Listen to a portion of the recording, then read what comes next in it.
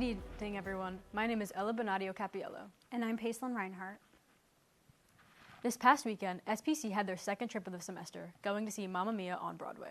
Students paid $25 for tickets and transportation in New York City. The trip gave students a fun opportunity to enjoy Broadway while spending time with friends. Next weekend, SPC will hold their third trip of the semester, a trip to see the New York Giants take on the Los Angeles Chargers. More information regarding their future trips can be found on their Instagram at MaristSPC. On September 10th, the tensions in the United States rose with the fatal shooting of political activist and debater Charlie Kirk at Utah Valley University. On the very same day, at Evergreen High School in Evergreen, Colorado, a 16-year-old student opened fire inside and outside the school. 2 fellow students were critically wounded. The shooter later died by suicide. Investigators in Colorado say the shooter, Desmond Hawley, had been radicalized via extremist online spaces, and his social media posts showed fascination with past mass shootings, including Columbine. In both incidents, there were surveillance videos or videos circulated widely on social media which have raised concerns among parents, educators, and mental health professionals about the effects of seeing such violence on screens. These dual tragedies show that gun violence in the United States is not confined to a single sphere. They highlight how gun violence, political rhetoric, and mental health are overlapping concerns for many Americans.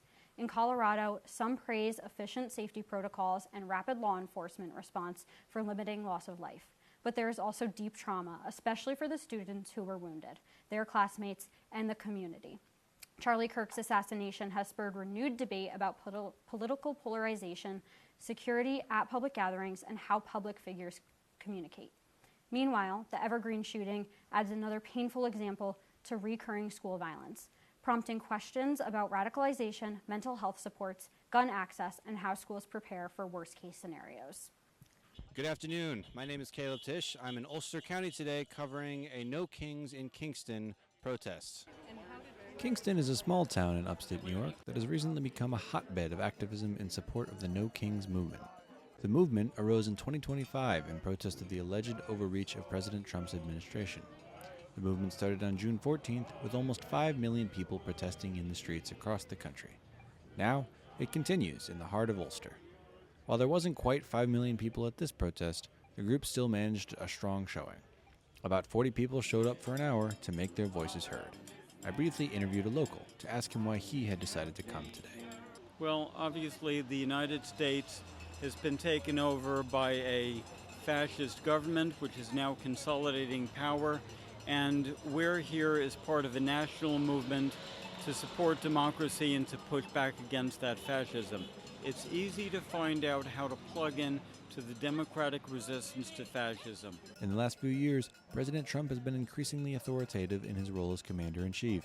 With cutbacks in federal spending, increased authority given to ICE, and severe backlash to any public criticism, many citizens feel the need to make their voices heard. I think it's important to stand up and be counted. We're very worried about our country. So we're hoping that we can at least raise some consciousness about it. I spoke briefly with the organizers of the event, Paul Solomon and Charlotte Adamus, as to why they felt a protest like this was warranted. I think that everybody comes with their own message. People are distressed about the deportations of people without due process. People are upset about the big, beautiful bill that is not beautiful. People are upset about Trump's attempt to rig the election by redistricting in Texas and go on. It grows. The rally itself consisted of signs, shouts, and music. The music choice echoed the message of the event, singing about freedom from tyranny and liberty for all. Cars honked as they drove by, and with a few exceptions, passerbyers seemed to mostly appreciate the rally's message. Despite that, the road to get here hasn't been easy. Solomon and Adamus have faced pushback from members of the community. After being pressured to leave a previous location, they found an ugly surprise waiting for them at the new site. When we arrived here today, somebody left 4 piles of dead fish. Yeah, if you smell a little stinky. So we called the police, and they're actually going to open an incident report because it was clearly targeted. The duo remain undaunted, however, and maintain their presence around town.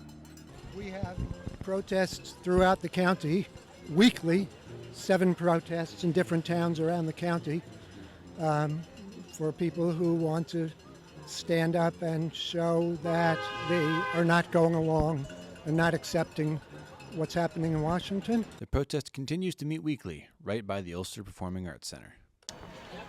For MCTV, I'm Caleb Tish. My name is Kai, and this is your science report for the week. Big news for the world of astrophysics. Scientists have spotted an enormous black hole in the early universe that is growing 2.4 times the theoretical Eddington limit. This discovery of the black hole is able to deepen the mystery of how certain black holes born after the Big Bang managed to grow so big so fast. The use of NASA's Chandra X-ray Observatory, a powerful X-ray telescope, allowed astronomers to zoom in on an ancient black hole called RACS JO32035. Born just about 920 million years after the Big Bang. When the universe was about 1/15 of its current age, the black hole was roughly 1 billion times the mass of the Sun and consistently growing. According to this new analysis, infrared and optical radiation were seen pouring out of the black hole and appears to be growing faster than the aforementioned Eddington limit, a theoretical ceiling for how fast black holes can grow, based on the relationship between their outward radiation pressure and gravitational pull. Luca Ihigna of the Harvard and Smithsonian Center for Astrophysics said it was a bit shocking to see this black hole growing by leaps and bounds. And although this may not be the first super Eddington object discovered in the early universe, studying it further could bring scientists closer to understanding why some ancient black holes seem to defy our best models of cosmology. In other recent supermassive news, the first ever black hole that had been imaged by the Event Horizon Telescope has now changed direction. The object, known as M87, has experienced unexpected changes in its magnetic fields that are showing up in polarized light, meaning light waves that are oriented in the same way, such as vertically or horizontally. Astronomers are confused, yet still closely studying the few images we have to learn more about the role of magnetic fields as black holes, such as M87. With only 3 images of M87, we're just beginning to scratch the surface of its horizon-scale mysteries, but we're also certain that we can, says Sebastiano von Fellenberg. Images obtained in 2017, 2018, and 2021 will continue to be studied, and more truths are to be revealed about this black hole, 6 billion times the mass of the Sun and located 55 million light-years from Earth. A polarization measure in 2021 shows drastic change between its previous shots, leaving scientists with 4 possible explanations: a change in the underlying magnetic field structure, a change in the degree of a Faraday rotation, evolving contributions from different emission regions, such as the disk jet, or a combination of the first 3 factors. This has been your science report. Back to you both at the desk. Thanks, Kai. In addition to events for current students, Marist will host an event for prospective students this Saturday, September 27th, day 1 of 3 for the Fall Open House. Prospective students and their families will have the opportunity to attend an admissions and academic overview presentation, explore the Student Experience Fair to meet representatives from clubs and campus offices, take guided tours of campus and residence halls, and join breakout sessions on study abroad, major programs, student life, and more. It's a great opportunity for future students to experience Marist firsthand. This week in New York, Climate Week 2025 gets underway with record participation, even as the federal government signals a pullback from strong climate commitments. More than 1,000 events are scheduled for Climate Week, with major corporations, nonprofits, and philanthropies stepping in to fill what may describe as a leadership vacuum at the national level. Despite criticisms of recent federal policy shift towards fossil fuels and reductions in climate funding, private sector and grassroots groups are showing a growing interest in carbon removal technology, sustainable investments, and mitigation initiatives. This could be a turning point where non-government actors become the de facto front line of climate action in the U.S. Still, experts warn that without federal backing, especially in terms of regulation, funding, and international leadership, many efforts may lack scale.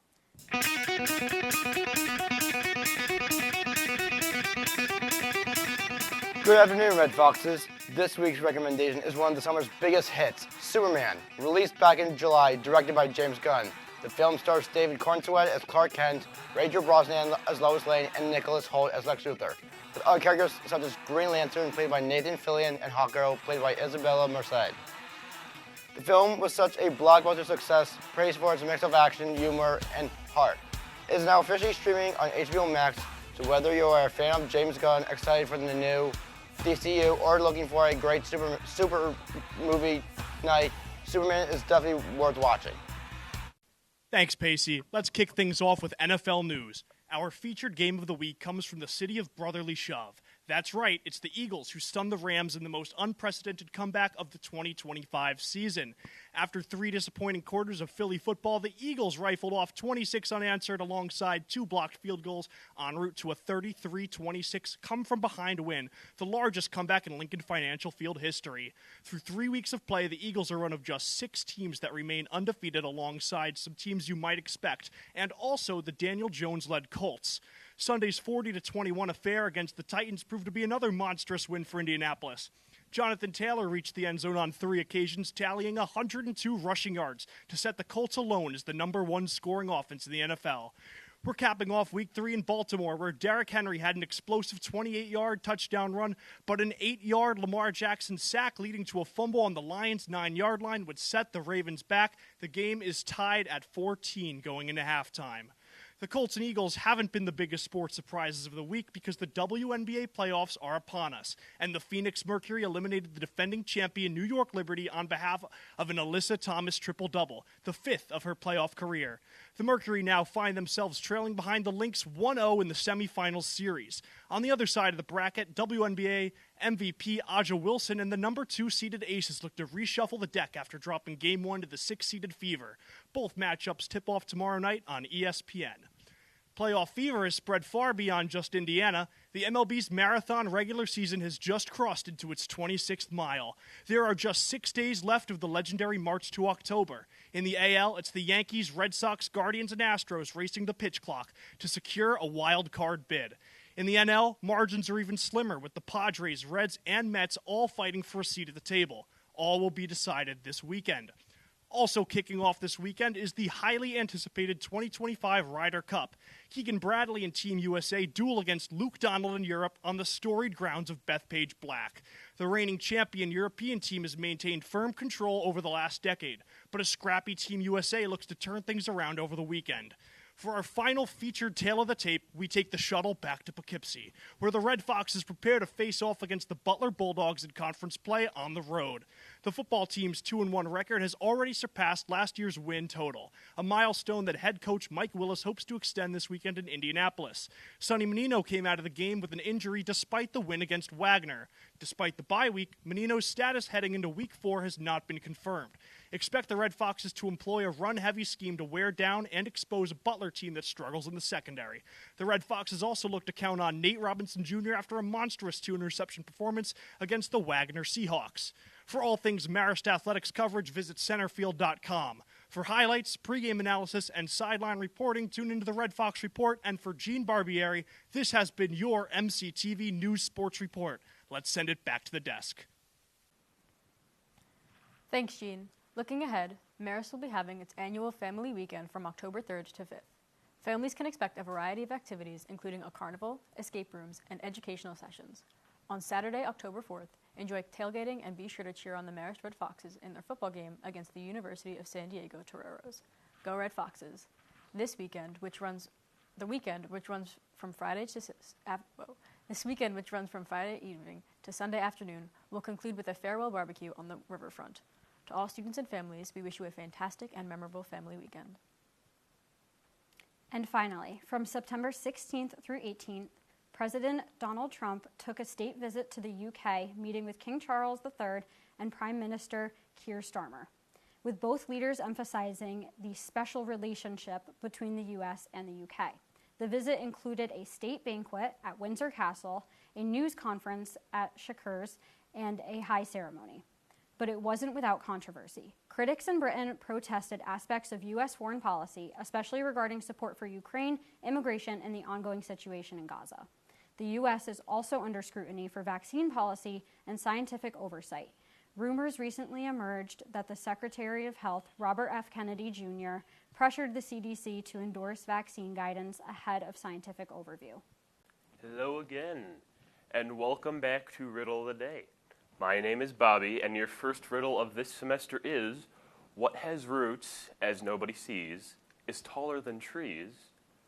Up, up it goes, and yet never grows. What am I? Your hint is its roots are buried in stone. All right, your time is up. The answer is a mountain. That's all for now. See you next time. Good evening, MCTV News. My name is Amanda Gorrin, and this is your entertainment report for tonight, sharing the latest in pop culture news. Jimmy Kimmel's late night show was suspended on September 17th, with updates on the story being shared this afternoon. Kimmel's show was pulled by ABC and corporate parent, the Walt Disney Company, after comments made on Charlie Kirk's death during Kimmel's monologue. Since then, production has been stopped, and employees were not getting their hopes up, with insiders in the company revealing they knew as much as the public does, and they were waiting to hear about their own job status along with the general population. Many have spoken out about it, including Barack Obama, Kamala Harris, and Howard Stern, who revealed that this decision sparked him to cancel his subscription to Disney Plus in support of his longtime friend. Kimmel's contract expires in 2026, but he expressed wanting to leave on his own terms. A few hours ago, it was revealed that Jimmy Kimmel Live will return to ABC on Tuesday. Another halt in production occurred this past week, this time with Spider-Man, Brand New Day, after star Tom Holland sustained an injury due to a stunt gone wrong on set. Holland was hospitalized and received treatment for a concussion, but has taken some time off from filming to kickstart a strong recovery. Since his injury, Tom has continued to power through, attending charity events alongside Zendaya. Meetings will be taking place soon to establish a new timeline for the film after these delays. Finally, it's time to play the music. It's time to light the lights. It's time to meet the Muppets again. Disney recently announced a reboot of their beloved Muppet Show that will be released on Disney Plus as a special in 2026 to celebrate the 50th anniversary of the Muppets. The special celebrity guest will be Sabrina Carpenter, who has openly expressed a love for the franchise and is acting as an executive producer on the project. It is rumored that if the special shows success, the Muppet Show reboot may become a new series to stream on Disney+. The entertainment world is not slowing down with headlines, but my time as your reporter sure is. Back to you at the desk. Thanks, Amanda. That's all we have for tonight. I'm Bonadio-Cappiello. And I'm Pacyline Reinhardt. And this is MCTV News.